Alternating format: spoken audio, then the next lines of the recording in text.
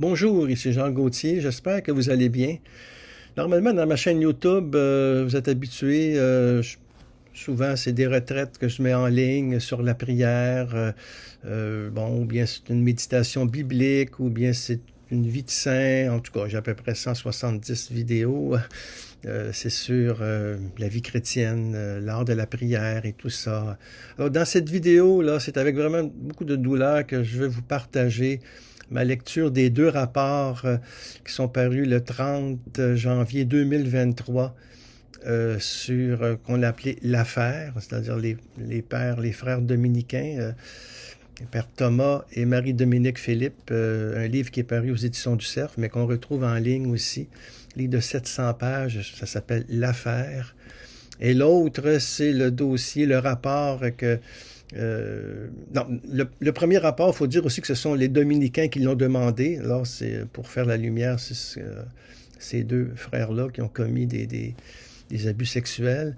Et l'autre rapport, c'est vraiment l'Arche qui l'a demandé aussi, interdisciplinaire, sur les rapports, en fin de compte, du père Thomas Philippe et Jean Vanier. 900 pages. C'est très, très lourd, c'est très souffrant. Je ne les ai pas tous là encore. J'ai lu quand même le rapport préliminaire où on fait un travail de synthèse. J'ai quasiment terminé le livre L'affaire. Et là, je suis en train de lire le rapport de l'Arche vis-à-vis le père Thomas. Et oh, écoutez, c'est d'une très grande souffrance. Et moi qui ai vécu là, à l'Arche, 6 mois, en 1973, eh bien, c'est sûr que ça me fait mal beaucoup. Et pourquoi je fais cette vidéo-là? Mais c'est justement en solidarité à des victimes qui souffrent beaucoup plus que moi de ce qu'ils ont vécu là-bas. En même temps aussi de démêler que l'Arche n'est pas Jean Vanier et qu'à travers tout ce qui s'est vécu là, de mal à certains égards, a surgi cette fleur, en fin de compte, qui est l'Arche, une communauté qui est donnée pour les personnes handicapées. Alors, je veux vous parler de ça, vous donner mes impressions très rapidement. Je ne veux pas que ça soit trop long, puis je ne veux pas entrer dans les détails. Je vous le dis honnêtement, c'est pas facile pour moi, mais je pense que ça peut aider certaines personnes qui sont dans le désarroi actuellement. Et déjà, quand j'ai mis sur mon site, ma page Facebook, justement, les conclusions du rapport, eh bien, il y avait toutes sortes de réactions. Il y en a qui me félicitaient pour avoir le courage de faire face à la réalité et de dénoncer. D'autres dire, oui, mais on n'a pas à juger. Alors, ce que je dis bien que on ne juge pas ici, soit Jean Vanier ou le Père Thomas, ce sont les faits qu'on juge. Dieu seul sonde les cœurs, mais à un moment donné, il faut quand même aussi dénoncer, rompre le silence pour ne pas que ça se reproduise. Actuellement, l'Église est dans un processus de purification énorme à travers tout ce qui se passe au niveau des abus sexuels. Ici même au Québec, dans chaque diocèse, il y a des recours collectifs de gens qui ont été abusés par des prêtres et religieux, des communautés. C'est mondial, même si certains pays qui ne sont pas touchés, probablement que ça viendra. Qu'est-ce qu'on fait? Est-ce qu'on se dit, ben, c'est un complot pour détruire l'Église? Ou bien, non, il faut cacher ça parce que ça fait du tort à l'Église. Écoutez, là, il faut en revenir. C'est comme dans la société aussi, il faut faire la vérité, faire la lumière et affronter en réalité ce qui est très douloureux. Et reconnaître aussi qu'on a été dupé, qu'on s'est trompé et que personne n'a vu venir ça comme ça. Des abus sexuels, entre autres, à l'Arche et par le Père Thomas, le Père Marie-Dominique. Ce sont tous des dossiers qui se recoupent, des personnes très, très importantes dans leur milieu. Et il y a des gens, encore actuellement, pendant que je vous parle, qui croient beaucoup à ce qu'ils ont fait et qui sont prêts à les suivre, même s'ils sont morts. Là. Mais ce que je veux dire, c'est qu'ils en ont leur mémoire et tout ça. Quand on lit les rapports, là, vraiment, là, disons que c'est très, très pénible parce qu'il y a des faits qui sont avérés là. Et ces rapports-là sont faits d'une façon très sérieuse. L'affaire, entre autres, le rapport des Dominicains, eh bien, ce sont des historiens, 4 historiens.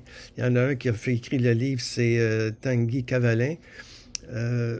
Et puis c'est très poussé, puis on regarde au niveau de la famille, Père Thomas et tout ça, et puis des cas. Au début, ça commence le livre par des témoignages de femmes qui ont été abusées, ou bien d'autres qui ont suivi le Père Thomas dans cette perversion mystico-érotique, appelons-le comme on voudra, là. Et c'est ça, et durant tout le long du livre, ben, on décortique ça. Le rapport de l'Arche a demandé, c'est pour faire la lumière. Est-ce que Jean Vanier savait ce qui se passait avec le Père Thomas, comment la fondation de l'Arche a eu lieu et tout ça. Alors c'est très, très, très pénible parce qu'on se rend compte d'abord, le Père Thomas avait été condamné en 1956, et puis il va revenir plus tard, mais d'une façon un petit peu sournoise aussi, puis il va manipuler beaucoup. En fin de compte, Rome qui l'avait condamné. Ça va être très difficile. C'est un dossier très, très complexe, et quand on lit ça, on dit « Wow, c'est pas facile à décortiquer ». C'est une lecture qui est pas facile, qui demande du courage. Mais en même temps, c'est ça, là, je veux simplement vous dire que je suis avec vous, toutes les personnes qui souffrent à l'Arche, et que je respecte vraiment et je trouve très honorable ce que vous faites en ce moment, de vouloir faire la vérité, comme les Dominicains, la province dominicaine en France aussi, des rapports comme ça qu'on fait, totalement indépendants, avec des scientifiques, des gens qui justement veulent faire la vérité, qui ne sont pas là du tout pour détruire l'Église ou quoi que ce soit, là. C'est vraiment très nuancé, très bien écrit, très fouillé. Et moi qui ai enseigné 20 ans à l'université, bon, puis je suis habitué dans ces lectures-là, des fois un petit peu scientifiques et tout ça, interdisciplinaires, eh bien, c'est quand même solide. Et que là, à ce moment-là, il faut faire face à la vérité, il faut prendre des décisions qui s'imposent, il ne faut pas que ça se reproduise dans l'Église. Point final. Et si je fais cette vidéo, si j'en passe parce que j'aime l'Église, et c'est paradoxal aussi, j'ai tellement l'Église à cœur que je souffre de voir tous ces abus-là. Et avec le pape François, justement, qui est très lucide vis-à-vis Benoît XVI l'était avant aussi beaucoup, eh bien, il faut faire la vérité, et puis il faut faire confiance aussi au processus, soit de justice ou bien des gens comme ça qui font les rapports. Je vous parle de tout ça parce que je suis impliqué d'une façon indirecte, parce que j'ai vécu à l'Arche, moi, en 1973, j'avais 20 ans, Jean Vanier était pas loin de la cinquantaine, le Père Thomas avait 70 à peu près, 72, il est né en 1905, et ça m'a touché beaucoup parce que je n'ai rien vu. Et comme d'autres, le Père Thomas était vraiment vu comme un saint, une grande douceur, une grande bonté, toujours souriant. Lui-même se voyait comme malade aussi, psychologique, se sentait très pauvre, et il vivait avec les handicapés, justement. Son ministère, qui est un petit peu ermite, vous voyez très bien la petite chapelle et sa chambre à côté. Et plus tard, ça va être transféré à la ferme. La ferme, là où j'ai vécu aussi, je dormais en haut justement de l'oratoire. La ferme où on a voulu perpétuer en fin de compte l'eau vive qui avait été condamnée dans les années 1950 à Paris. Et c'est ça qui va amener le Père Thomas, je dirais, à l'Arche, au Val-Fleury, où j'ai vécu, et avec des handicapés. Et c'est le petit groupe qui était là à l'eau vive qui va le suivre. Après plusieurs années, là, parce que le Père Thomas était condamné, mais tout ça, mais eux autres, c'est pas grave. Le Père Thomas a eu une révélation de Marie et que, en fin de compte, c'est très, très pervers parce que c'était des relations sexuelles entre Jésus et Marie. Et que lui, eh bien, en reproduisant ça chez les personnes, c'est toujours des femmes, la plupart du temps adultes, souvent consacrées ou bien mariées et souvent attirées vers la vie religieuse. Et ces femmes-là étaient choisies. Et le Père Thomas a initié, et son plus grand disciple, c'était Jean Vanier, bien sûr, à travers des touchés très intimes, des abus sexuels, en fin de compte, pour dire que c'est Jésus qui t'aime à travers moi, et ce qu'on vit, eh bien, c'est au-delà de la sexualité, c'est au-delà des sexes, nous prions ensemble à partir du corps. avec tout ce qu'on peut imaginer comme contact sexuel. Et dans le rapport, c'est sûr que c'est décrit. C'est très, très grave. Même ça va aller jusqu'à un avortement d'une femme et un enfant. Puis bon, le Père Thomas va conseiller qu'il soit avorté. Ou une femme qui veut entrer dans une communauté. Le Père Marie-Dominique Philippe va lui dire, elle a un enfant, donc il faut qu'il se fasse adopter. C'est tout un système d'une pseudo-mystique totalement perverse où il y a beaucoup de psychologues aussi, des psychanalystes qui ont essayé de traiter le Père Thomas, ils ont vu quand même que c'était une maladie, une double personnalité. Et c'est très souffrant de dire ça, c'est très pénible parce que au premier abord, on a l'impression que c'est la mort seulement. Et ce qui est paradoxal, c'est que Jean Vanier, le Père Thomas, même Marie-Dominique Philippe, que je n'ai pas connu. Marie-Dominique, c'est une autre chose avec les petits frères de Saint-Jean. Eux, actuellement, il y a un rapport qu'ils sont en train aussi de faire au niveau scientifique qui va sortir sur le Père Marie-Dominique Philippe, qui avait été condamné lui aussi à Rome, on l'apprend dans le livre L'Affaire, et qui, ça va être aussi, très perverti et on connaît la suite. Vous êtes peut-être au courant du dossier, là. Je ne veux pas trop entrer dans les détails là-dedans. Mais il reste que ces personnes-là étaient adulées, ils ont fait beaucoup de bien. C'est ça le paradoxe. C'est que Jean Vanier, le Père Thomas, Marie-Dominique, n'étaient pas 24 heures sur 24 dans la perversité. Ils ont fait beaucoup de bien, même dans la direction spirituelle. Leur œuvre aussi, surtout à l'Arche, écoutez... c'est à travers le monde et ça continue. C'est très souffrant pour eux, mais de ce qui nous semble très pervers, totalement inacceptable, on s'entend, totalement condamnable. Il y a un jailli là-dedans comme une fleur qui s'appelle l'Arche. Et même d'autres communautés, et des communautés nouvelles aussi qui ont vécu comme ça aussi, des dérives sectaires que j'appelle. Je ne dis pas que ce sont des sectes, que l'Arche est une secte, entre autres. Non, pas du tout.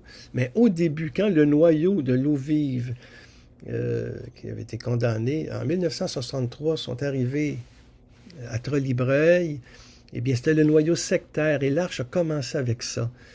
Et c'était... Alors, ils ont perpétué les mêmes pratiques qu'ils avaient, des pratiques pseudo-mystiques sexuelles. Mais l'Arche a eu un tel succès, et Jean Vanier, lui, il avait terminé sa thèse de doctorat à Toronto, et il est allé les rejoindre parce que le Père Thomas a eu une grande emprise sur Jean Vanier, il faut l'admettre, et Jean Vanier, jamais va être capable de se déprendre de cette emprise-là du Père Thomas, bien qu'il va, dans la gouvernance de l'Arche, se détacher de ça, parce que Jean, par exemple, voulait que l'Arche soit plus écuménique. C'est ce qui fait aussi, le Père Thomas, c'était pas ça. Plus s'occuper des personnes handicapées, alors que le Père Thomas, c'était plus d'amener les gens à Dieu. Il y avait des divergences d'opinion, mais il reste quand même que au niveau psychologique, au niveau de une sexualité mal vécue, transgressive, parce que ces gens-là vivaient la chasteté, alors déjà en partant, c'est une incohérence totale. Eh bien, il n'a pas été capable de se déprendre de ça. Et ça, il faut le dire. Et c'est sûr que son image a pris une débarque. Écoutez, moi, quand j'ai appris ça, moi,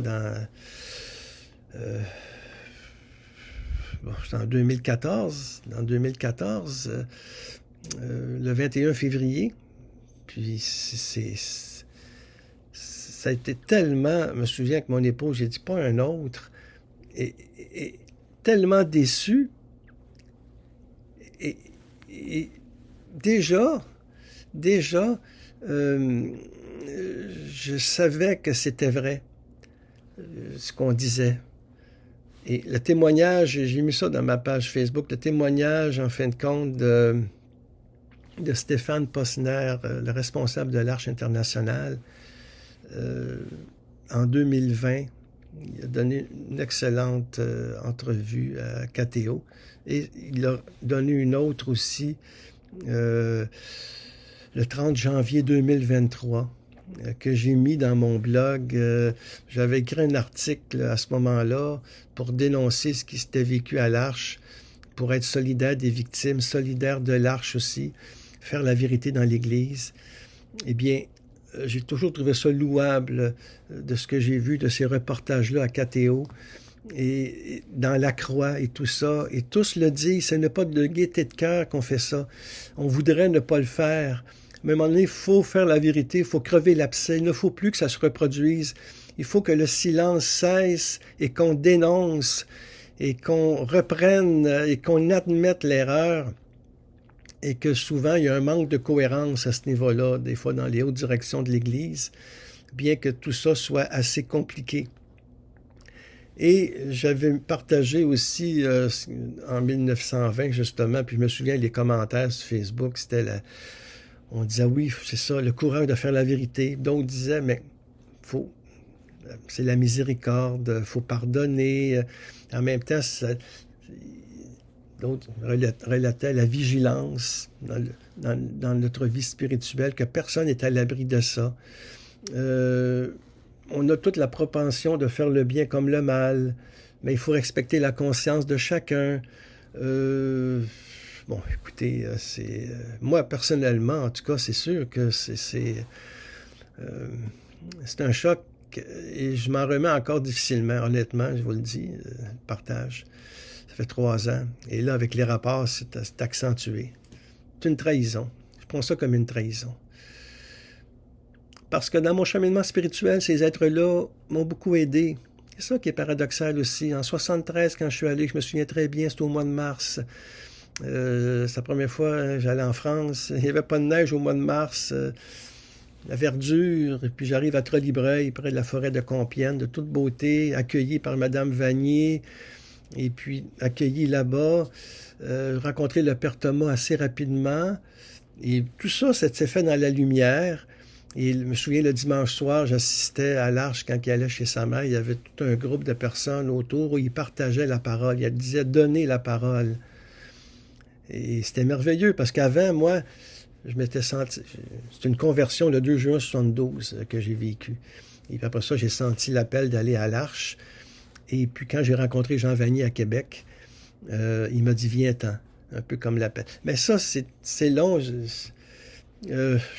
Bon, c'est pas pour faire l'annonce, là, mais c'est que dans l'autobiographie que j'ai écrite, ça c'est aux éditions Artère, puis l'autre c'est chez Novalis au Canada, en sa présence, eh bien, je relate ça beaucoup plus longuement, en 3-4 chapitres, ce cheminement-là.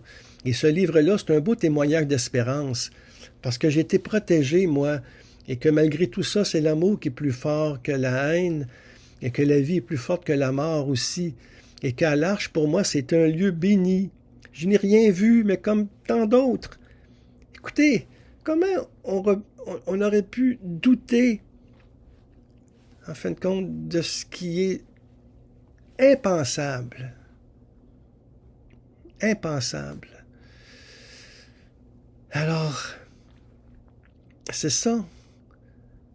Père Thomas m'a aidé dans la prière, j'allais le voir, et puis après ça, quand j'ai vécu 4 ans au monastère d'Oka, suite à ça, eh bien, il m'a écrit quelques lettres, et il n'y avait rien là-dedans de trop exalté. C'est sûr que c'était sa spiritualité des tout-petits, qu'on est pauvre, faible devant Dieu, il faut accueillir notre fragilité. C'était le langage de Jean Vanier aussi. Mais dans cette dynamique-là, d'accueillir sa fragilité, ça ne veut pas dire qu'on justifie ce qu'on fait. Ah, je suis tellement faible, Seigneur, alors je fais ça. Mais en même temps, c'est pour toi que je le fais, puis je sais que c'est toi qui aimes en moi en faisant ça. Là, on pervertit complètement la parole de Dieu.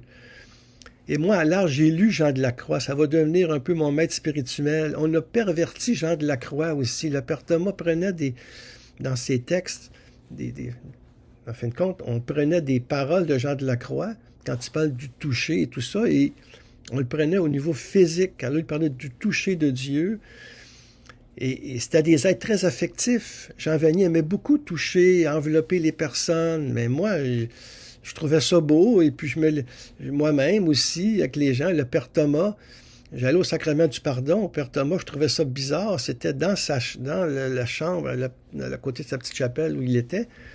Et puis, je me souviens, il y avait une chaise. D'ailleurs, tout était à l'envers là-dedans.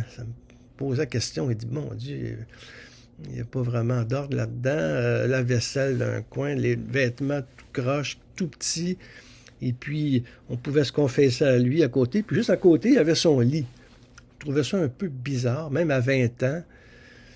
Mais si j'avais été une femme, qu'est-ce qui serait arrivé? Et même homme, mais j'avais un caractère quand même, et c'est sûr que, bon, je ne sais pas qu'est-ce qui serait arrivé s'il y avait eu de ces pratiques-là, de ces touchés envers moi. Vous savez, l'emprise, c'est tellement fort, c'est tellement complexe. On entend des victimes aussi. Et on entre dans un autre ordre d'idée. On est tout mêlé. Et c'est pas facile de se déprendre de ça. Donc, bravo aux victimes qui, justement, prennent la parole et qui dénoncent. C'est ce qui est arrivé dans ce cas-ci. À l'Arche, entre autres, une femme, je ne me souviens pas son nom, mais qui a témoigné dans une émission à la chaîne Arte en France, où le père Marie-Dominique l'abusait sexuellement et le père Marie-Dominique l'envoyait à son frère, le père Thomas, qui l'abusait aussi. Moi, j'ai juste envie de pleurer. On tombe de haut, là. C'est pas ça, l'Église.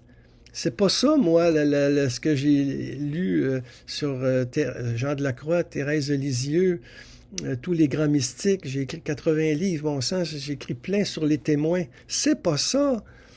C'est pas ça, il faut le dire. C'est des malades, dans le fond. En même temps, ils ne sont pas juste ça non plus. Double personnalité, double vie. Je me garde de les juger, vous comprenez? Et faites comme moi aussi, dans le sens que Dieu seul sonde les cœurs. Par contre, il faut condamner les faits. Et les personnes elles-mêmes, maintenant, sont décédées. Donc, ils ne peuvent pas faire à la justice, ne peuvent pas faire, je dirais, aux rapports actuellement qui ont lieu. Mais c'est parce qu'ils ont tenu caché. Le père Jean Vanier a toujours nié qu'il savait que le père Philippe avait été condamné. Mais on sait bien que c'est un mensonge. Que de mensonges il a fait, que d'hypocrisie. Alors c'est sûr que la statue tombe de haut. C'est très, très souffrant. Mais en même temps, je suis tellement solidaire des victimes. Imaginez ces vies-là brisées. Dans le rapport du 30 janvier 2023, ben, il y en a 26 femmes officiellement qui ont témoigné ou bien qui ont eu c'est-à-dire dans les archives. Dans le premier, il y en avait 6. Là, c'est 26. Je parle de Jean Vanier, là. Ben, il y en a bien plus que ça, vous savez. Et quand on parle d'une femme, c'est juste une fois. C'était à répétition. Ça durait des années. Comment avoir cette double vie-là? Et pourtant, beaucoup parmi vous ont vécu des retraites avec Jean Vanier. Beaucoup ont été touchés au cœur. Beaucoup ont vécu des conversions. Beaucoup ont lu ses livres et ça les a nourris. Ça n'empêche pas ça. Mais je ne suis plus capable de lire Jean Vanier. Je ne suis plus capable. Et si une personne ou l'autre le dit, c'est correct, c'est pas ça, je ne veux pas juger, là. C'est tout simplement un cri du cœur dans cette vidéo. J'ai pas rien préparé. C'est tout simplement que j'ai été témoin, pas de ce qui est arrivé, mais j'étais là dans les premières lignes. J'ai vu la beauté de l'art, j'ai vu la ferme se développer. Des personnes extraordinaires qui vivaient là.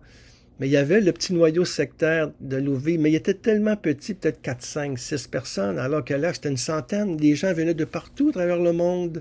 Beaucoup de jeunes comme moi, qui venaient du Québec, ça venait d'ailleurs, et on se rencontrait là, et on était tous ensemble dans une fraternité, une sorte d'utopie aussi de refaire le monde en vivant ensemble avec des personnes faibles, psychologiquement blessées, et que nous-mêmes, à travers ces personnes-là, on voyait nos handicaps, et on essayait de vivre ensemble l'Évangile. Aujourd'hui, ces rapports-là viennent nous montrer comment qu'il y avait de la perversion et on ne le voyait pas. Alors, c'est le bon grain et l'ivraie. C'est la parabole de Jésus. Jésus, il dit, on sème le bon grain, mais durant la nuit, l'ennemi vient.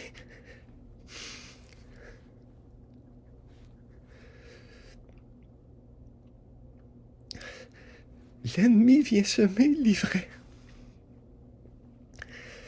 Bon, c'est sûr que cet ennemi-là, on le sait, bon, le démon existe, le mal existe, on le dit à la fin du Notre Père, délivre-nous du mal.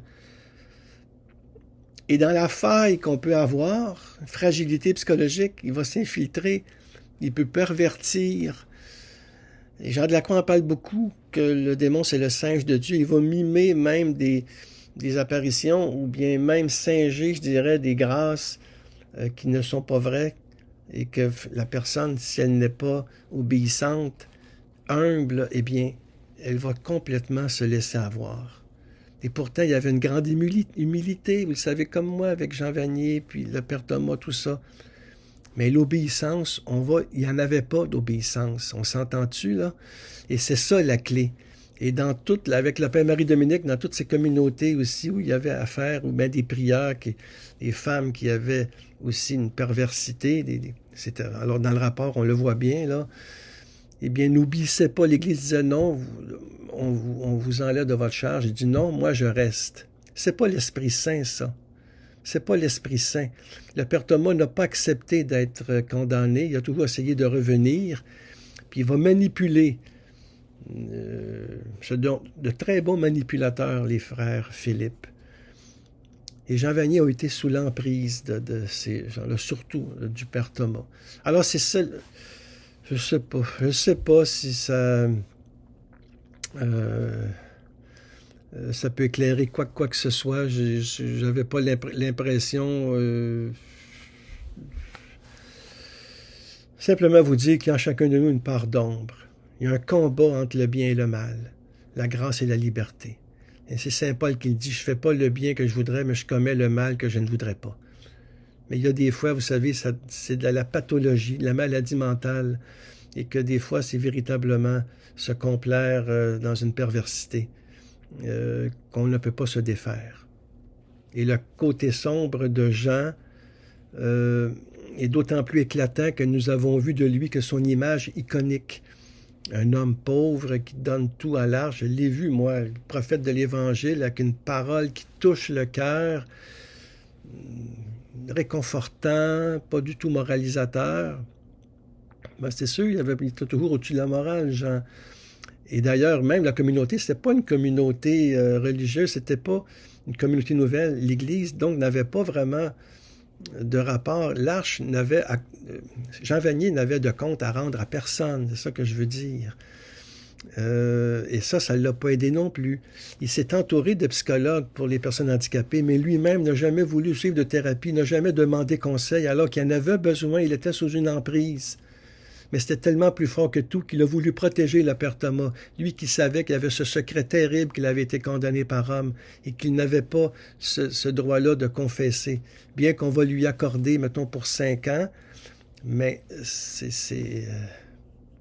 Puis en même temps, on s'entend aussi que Jean a fait du bien et que c'est un vrai bien, comme dit Stéphane Posner quand il en parle dans sa vidéo. On ne peut pas occulter ça, que l'Arche est née comme ça et qu'il y a du bien qui s'est fait et qu'en même temps, c'est l'Esprit Saint aussi qui a agi là-dedans et que souvent, ça prend du fumier pour qu'une fleur s'épanouisse.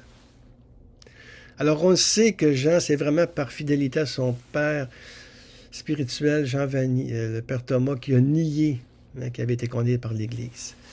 Mais que l'emprise était d'une force incroyable. Et que, dans le fond, j'ai écrit un blog là-dessus en 2020, je ne vais pas le relire, justement, c'est le côté sombre de Jean Vanier, où je dis qu'on a besoin de modèles, puis des fois, on en fait des idoles intouchables.